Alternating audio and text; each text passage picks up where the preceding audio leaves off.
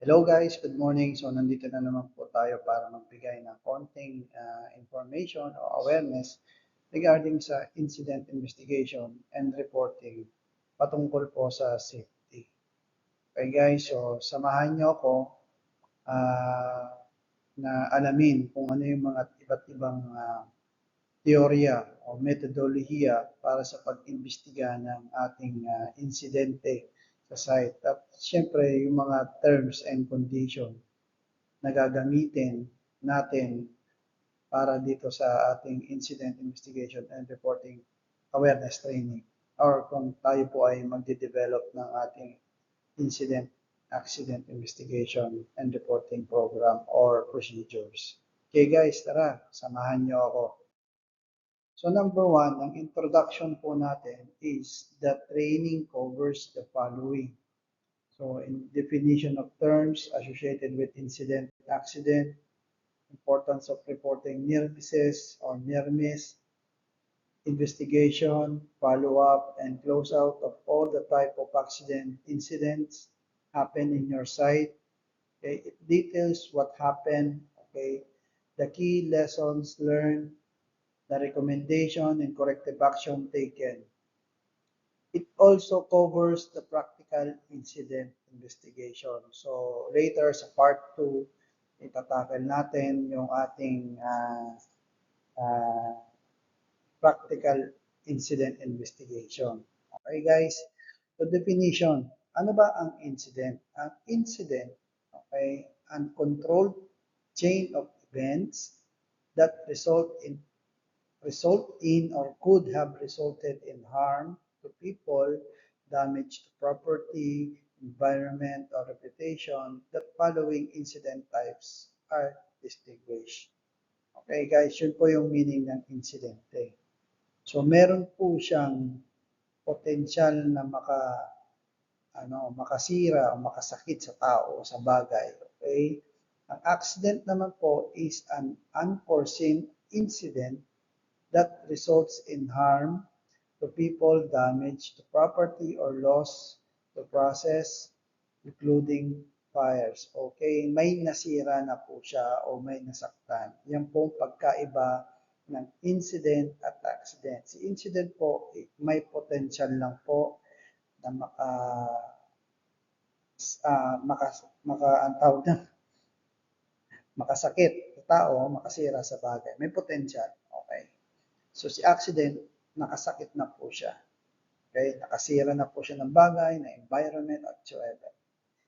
Meaning naman po ni event, an event is an occurrence or happening which can be an accident, incident, near miss, or equipment failure that can behave actual or potential impact on people, the environment, asset, or the company reputation. So kailangan alam po natin kung paano gamitin, okay, yung mga definition and terms na yan. Okay, especially po kung tayo po ay nag-iimbestiga. So fatality, okay, ito naman po yung mga types of accident or incident. A fatality is the death of employee or a workers or a human being or individual resulting from work-related injury or illnesses regardless of time intervening between the injury and death. Okay? Lost workday case or LWC is a work-related injury which renders the injured person temporarily unable to perform any regular job or restricted job on any day after the day on which the injury was received or occurred. Okay, yan po yung lost workday case. Lost time injury case. Yan po yung LTI, no? Is a work-related injury which renders the injured person temporarily or permanently unable to perform any regular job. In other system or sa ibang kumpanya o sa ibang lugar, vitality and LWC are all considered as LTI. Okay guys? So, depende daw po yan sa lugar kung saan pinapa-implement ang OHS system mo. So, kailangan familiar kayo sa mga definition and terms po ng inyong system. Okay guys, so tuloy tayo. So, yung susunod is yung restricted work case, okay? So, any work-related injury other than fatality or lost time injury cases, which resulted in a person being medically unfit for full performance of the regular job on any day after occupational injury performed might be, okay, an assignment to a temporary job, part-time work at a regular job, continuation full-time in regular job but unable to perform all the usual duties. Often, a person is designated for light duties. So, ibig pong sabihin yan, si RWC, restricted lang po yung trabaho niya. So, hindi lahat po ng original na trabaho niya o designated niya ay nagagawa. So, pwede natin siyang i-assign sa mga light duties. No? Yan po ang ibig sabihin ni restricted work case. Okay? Pangalawa pong definition in terms is medical treatment case. Ano po ba ang medical treatment case? A medical treatment case is any work injury that involves neither lost time nor restricted work days, but which requires treatment by or under specific order of a physician or could be considered in the province of physician. Okay? Sorry guys, may typo to, no? Considered in the provision of a physician. Hindi po province, okay? Provision. Okay? Sorry po.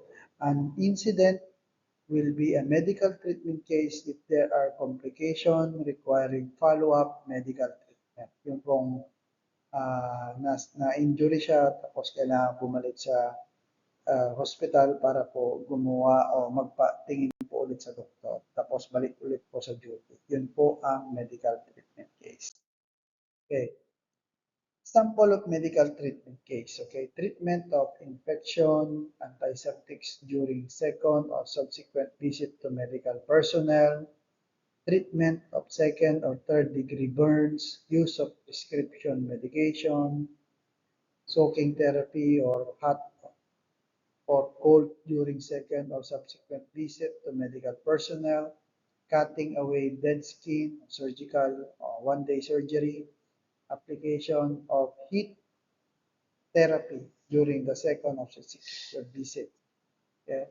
Positive X-ray diagnosis, okay, sa mga fractures, okay, admission to hospital for treatment more than observation, like for example, general checkup for one day, tapos balik ulit sa trabaho. Yan po ang medical treatment case. Example po ng mga medical treatment case. First aid case. Okay, first aid case, an injury other than a lost time injury which may result in partial absence from a shift but doesn't otherwise interface with job performance. Cases which are not sufficiently serious to be reported as medical case, require minor first aid, dressing on a minor cut, burns, removal of splinter, etc. before returning to work. Okay? Such treatment and observation are considered first aid even if provided by a physicians or registered medical professional. Okay guys, mga maliliit na sugat lang. No? Minsan kasi dito kasi sa abroad, pag tinreat yung maliit na sugat lang, binibigyan na nila ng leave, one day leave, no? So, kaya minsan absence on the first day. Okay? Pero pumapasok naman kagad. So, it's not considered as LTI unless it is really napakadugha ng kaniyang sitwasyon. Kaya hindi po siya nakapasok. Okay, near miss case. Alam niyo ba kung anong ibig sabihin ng near miss? Magbigay nga kayo guys ng example. Okay, comment nyo na lang dito sa below comment natin. A near miss case is an incident which potentially could give or have caused injury or occupational illness or damage loss to people, asset, environment, or reputation, but which did not. Right? These are incidents which occurred without injury or to life or property. See guys, these are incidents which occurred without injury or damage to life or property. So, ibig sabihin, may event pero walang damage sa property. So, pwede siyang gawing incident. Kaya sabi niya dito, these are incidents which occurred without injury or damage to property. Okay guys? Sana maintindihan nyo. Pero anyhow, I'm happy to share with you kung ano naman po yung mga question nyo. Tapos sagutin natin later on sa mga comments below. Okay guys? Nandito pa lang tayo sa definition. So, occupational illness case. Ito yung pag sinabing occupational guys, ito yung sakit na nakukuha sa trabaho. Okay? Kunyari, long-term exposure sa mga dust, sa paint, yan po ang occupational illness cases. Okay? Damage to property, ito po yung mga nasira, okay? Property, of course. Okay? At motor vehicle accident, kung tayo po ay may mga commuting accident, kunyari sa company bus, puno ng workers na disgrasya, yan po ibig sabihin ng motor vehicle accident. Okay guys, involving pagpauwi sa trabaho. So environmental incident, of course, it relates to environment. Fire incident, relate po sa sunog. Security-related incident, ito po yung mga threat or robbery, kidnapping, sabotage in company or work site po natin. Okay? So, yun lang guys, balikan natin itong near miss report later on. So, tapusin muna natin dito at para magkaroon tayo ng part 2. Okay guys, maraming salamat and have a safe day.